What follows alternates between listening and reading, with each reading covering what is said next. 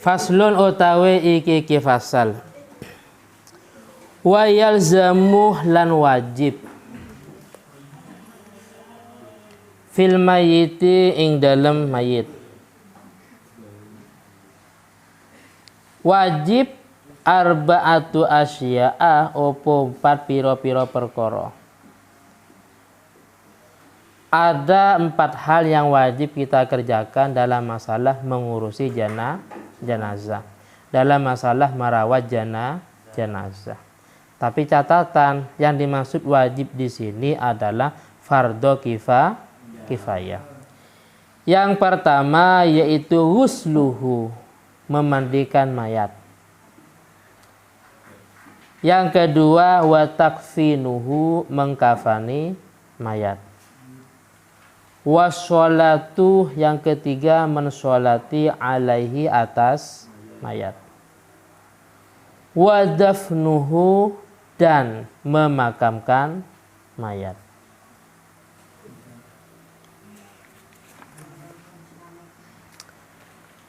Wasnani utawi 2 orang. Ada 2 orang itu la yusalani, tidak boleh dimandikan.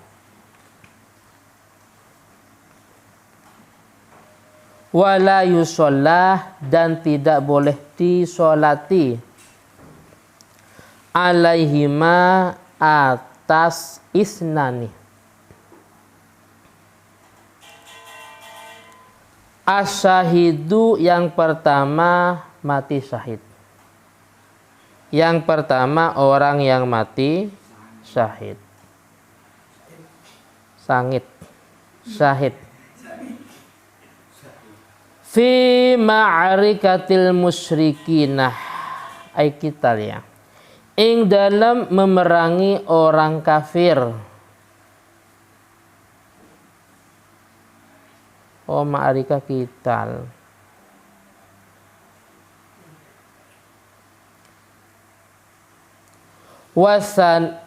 Terus wasiktuh ya, dan bayi yang keguguran. Alladzi lam yastahil, yang tidak bersuara, tidak berteriak.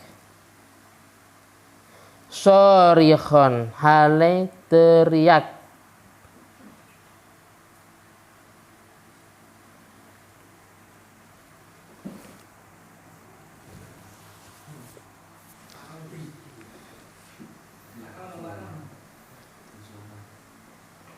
Karena bayi itu ketika lahir ada yang langsung nangis ya.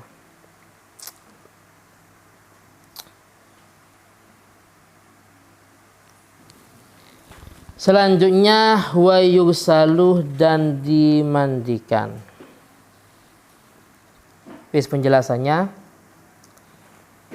ada 2 jenazah yang tidak boleh dimandikan dan juga tidak boleh disolati. Yang pertama yaitu orang yang mati syahid. Matinya dalam medan perang, matinya dalam rangka memerangi orang kafir, matinya bukan karena pelaksanaan bunuh diri, karena pelaksanaan bom bunuh diri. Itu namanya bukan mati syahid tapi mati sangit. Paham ya?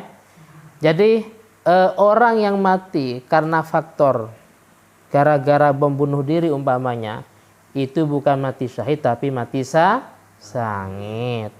Kenapa? Karena bertentangan dengan Al-Quran. Al-Quran mengajarkan Bismillahirrahmanirrahim, wala tulqu biaidikum ila tahlukah. Kalian semua tidak boleh mencelakakan diri sendiri. Saya tegaskan lagi, Al-Quran menegaskan wala tulqu biaidikum ila tahlukah, bahwa kita semua tidak boleh mencelakakan diri sendiri. Adapun bom bunuh diri, kira-kira mencelakakan diri sendiri apa enggak? Mencelakakan diri sendiri. Oh berarti sudah jelas bertentangan dengan Al-Quran. Yang kedua, la dororah wala diror. Dalam hadis, kita tidak boleh membahayakan orang lain. Membunuh diri otomatis mencelakakan orang lain. Berarti di samping mencelakakan diri sendiri juga mencelakakan orang lain. Makanya orang yang menjadi korban dalam masalah membunuh diri itu namanya bukan mati syahid tapi mati sangit. Kenapa? Karena minimnya agama. Paham ya? Dan juga dalam rangka berperang dengan orang kafir. Wa huwa man mata fi qitalil kufar. Wis. Selanjutnya wa yusalul mayyitu witron. Wa yusaluh dan dimandikan al mayyitu sapa mayit. Memandikan mayat witron hale ganjil sebanyak 3 kali, sebanyak 5 kali, sebanyak 7 kali. Tapi gini prakteknya, pertama kali memandikan itu sekiranya merata dan sampai ke semua anggota badan mayat. Paham ya? Kalau sudah rata berarti tinggal menghitung antara genap dengan ganjilnya. Sudah rata semua baru mengambil kesunahan. Ini 3 atau berapa kali umpamanya. Wa yakunu fi awali uslihi sidrun. Wa yakunu lan ono. Wa yakunu lan ono fi awali ghuslihi ing dalem pertama memandikan mayat opo sidrun. Ambil daun kelor. Karena daun ini yang bisa menghilangkan baunya. Mayat itu kan sebuah bangkai. Paham ya? Sebuah bangkai. Yang mana baunya itu bisa hilang dengan termasuk dengan daun ini. Itu zaman dulu. Sekarang kan sudah banyak dengan sabun ya. Nggak punya sabun dengan Soklin umpamanya. Beklin dan sejenisnya. Paham ya? Yang penting nggak ada baunya. Paham ya? Ini hukumnya sunnah.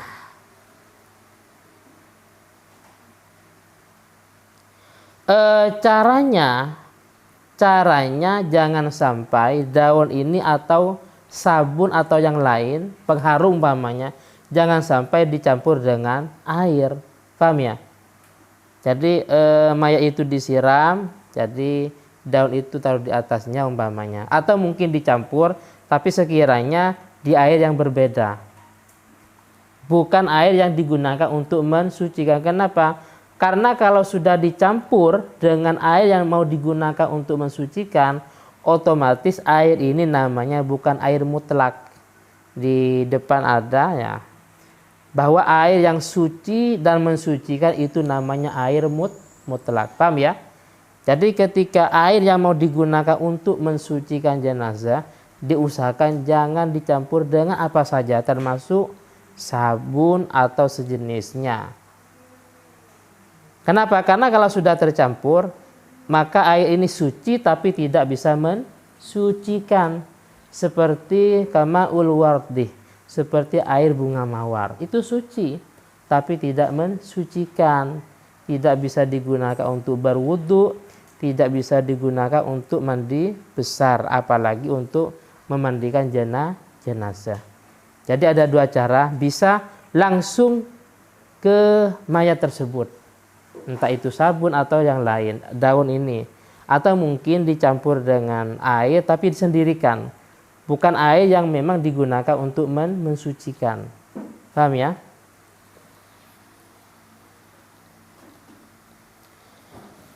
Terus wa yakunu fi akhirihi wa fi akhirihi ya, lan ing dalem akhir memandikan mayat opo syai'un opo suwici-wici min kafur, sangking kafur.